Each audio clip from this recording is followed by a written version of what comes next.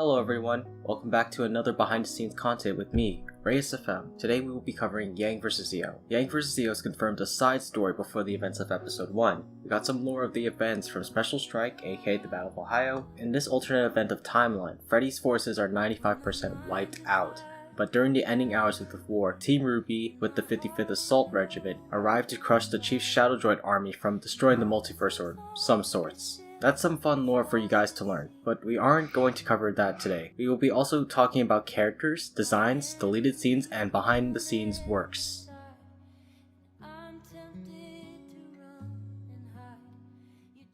Yang's character is by far the best change I could have done for her since I've changed her entire storyline in this series. So in Yang vs. Ello, I changed Yang to be more of a stubborn, cocky girl that gets herself in trouble, which makes sense since she fought Zio and lost her arm.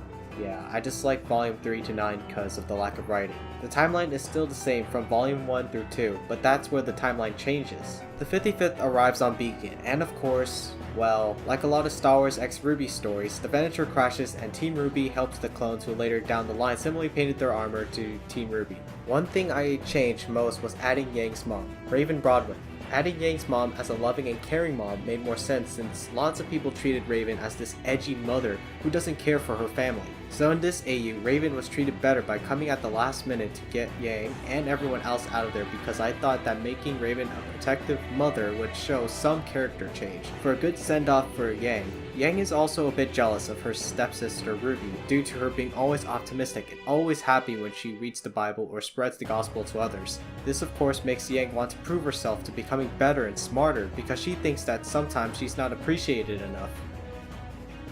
The 55th Assault Division is a clone division I wanted to bring to the Cosmic Watcher series. These clones were created by the Clone Trooper voice actor Frankster5261 or True Sons of Mandalore as a thank you gift for voice acting some of the clone troopers in my series. The 55th was first introduced in another Star Wars fan series called Forgotten Ones, which somehow caught my attention. Seeing his designs of Rosodia and Akasma helped build my interest in learning more of these guys in design and personality. Rosodia is pretty much like Rex, and Akasma is like Alpha 17. The rest of the other clones were based on Frank's art and some of 7 Cube's designs from his series. Moving along the lines, we were introduced to the 117th Infantry Battalion, 625th Strategic Operations Squadron, and the 725th Brigade Support Battalion.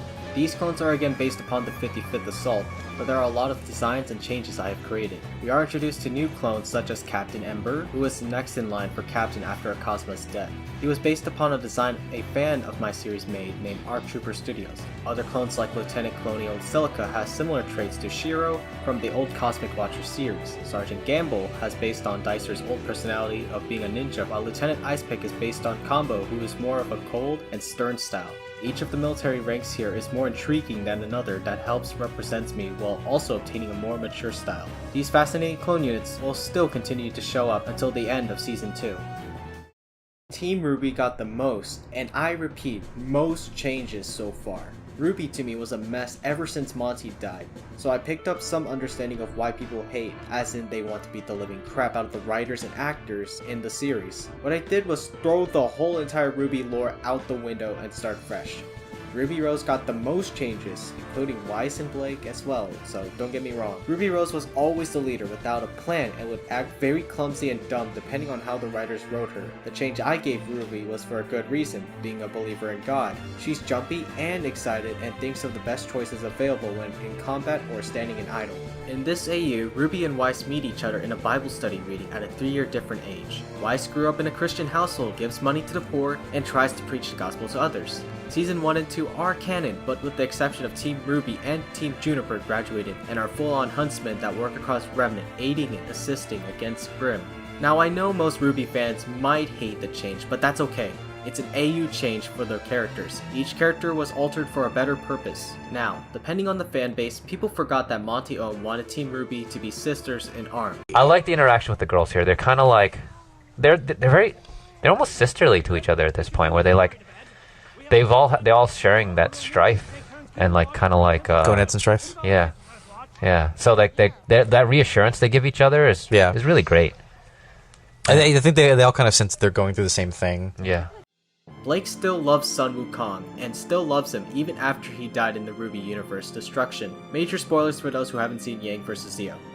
Bumblebee to me was a forced ship by the RWBY fandom, and in return, the writing was terrible. So the best thing I could do for Yang and Blake was to make them like sisters in arms. Like this. I don't know, Yang. I'm nervous.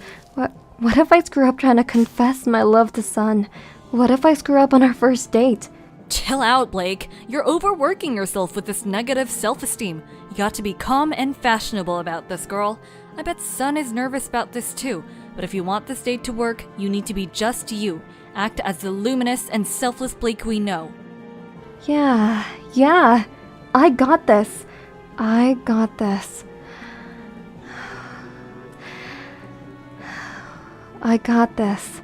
Thanks, Yang. No problem, Blake. Now go get him, Tiger. But I'm a cat. It's a saying. Levitina, or Project Levitina, is a well-known character from the DDLC fandom, and frankly is the most mysterious character that no one knows in lore. The change I made to Levitina was very well written, and hopefully get to cover her a bit more in the future of the series. In this series, she is classified as Yuri's older sister by a few months, and loves to be more civilized than her sister who wants to fight first and resolve things later. She may look like a recolored OC like Yuri, but that's because people speculated that Levitina's appearance is based on Yuri's. It's undetermined whether this is right or wrong, but what I do know that Levitina is more than what meets the eye.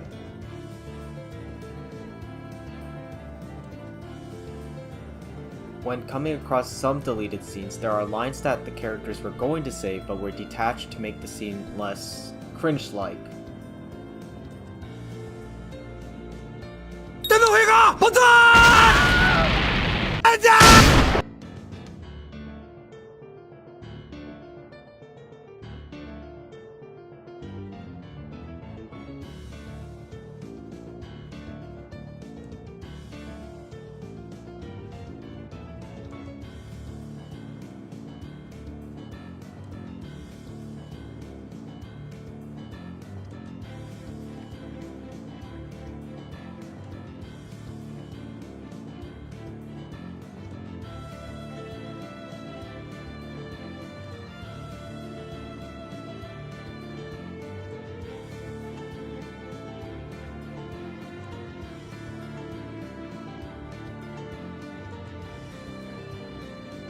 Yang had multiple scenes where she had more grunts or her talking, but was erased because that would make her very annoying. Making her joke in some scenes too much kind of ruined her personality, and I decided to keep one for a certain scene that would make sense.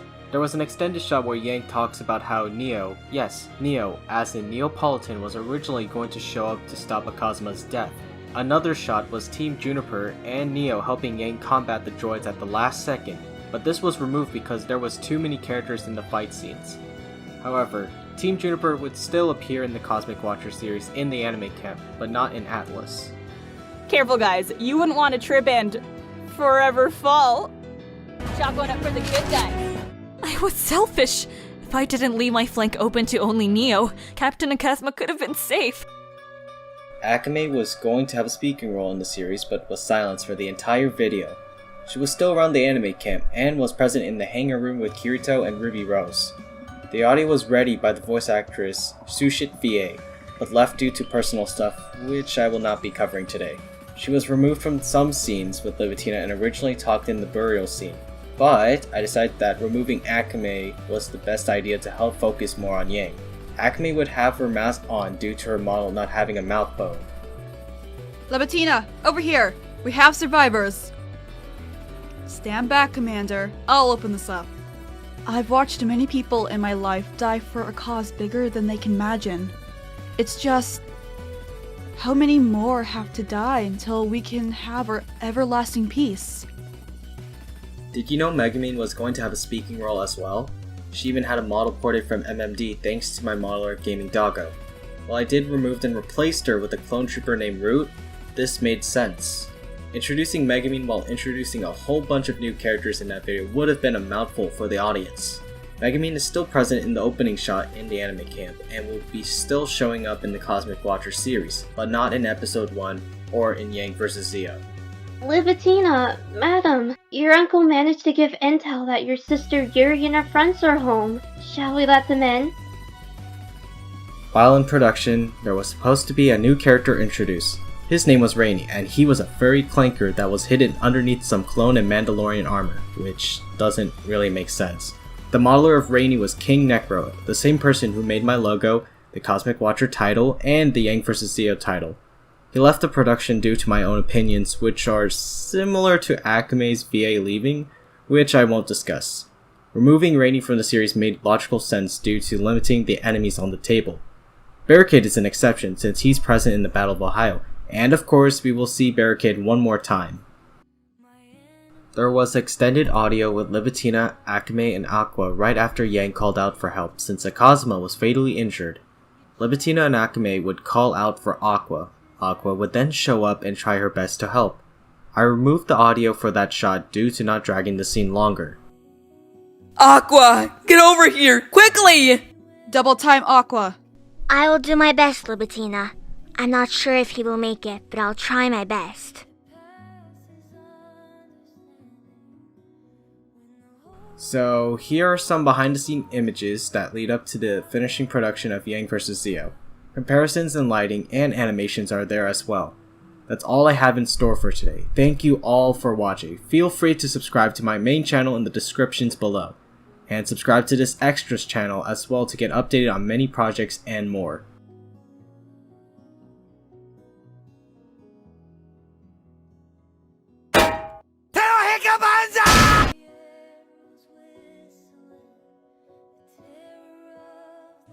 That is true. Do you have any devices that could perhaps travel through these universes? Good point. Let's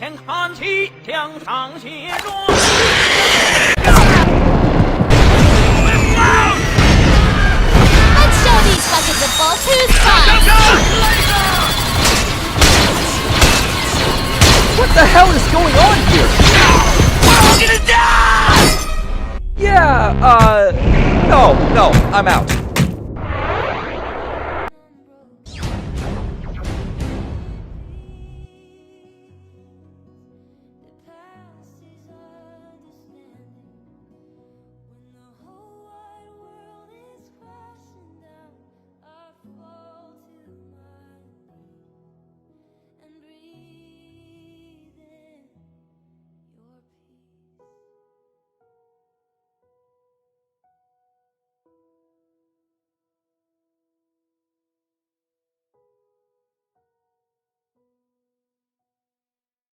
I don't know, Yang. I'm blah blah.